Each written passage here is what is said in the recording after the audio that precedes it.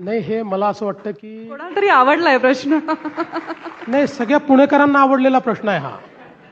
आणि मलाही हा प्रश्न पडलेला आहे की यांना उमेदवारी देण्याची आवश्यकता काय आहे.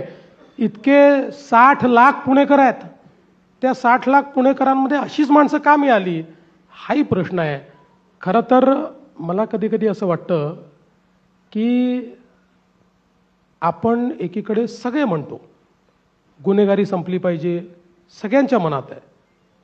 अनेक वेळा तर मी भाषणं ऐकली आहेत की पुण्यातली कोयता गँग संपवा, पुण्यातली गुन्हेगारी संपवा, पुण्यातली गुन्हेगारी संपली नाही तर मी पोलीस आयुक्त तुमच्यावर कारवाई करीन.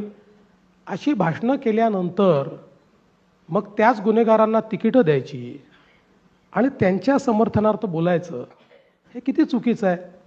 अतिशय मला असं वाटतं की हे पुणेकरांना बिलकुल आवडणार नाही. तुम्ही त्यातनं काही मार्ग काढा.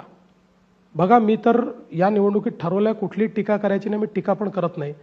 पण कुठेतरी माझ्यातल्या गृहमंत्र्याला देखील असं वाटतं की चाललं काय आहे की एकीकडे तुम्ही जर सांगताय की गुन्हेगारी संपली पाहिजे आणि दुसरीकडे गुन्हेगारांना तिकीटं आपण देतो आहोत आणि मग त्याच्यामध्ये या पार्टीत तो गेलाय म्हणून दिलाय आणि त्यांच्याशी अलायन्स आहे, या सगळ्या गोष्टीला अर्थ नाही आहे.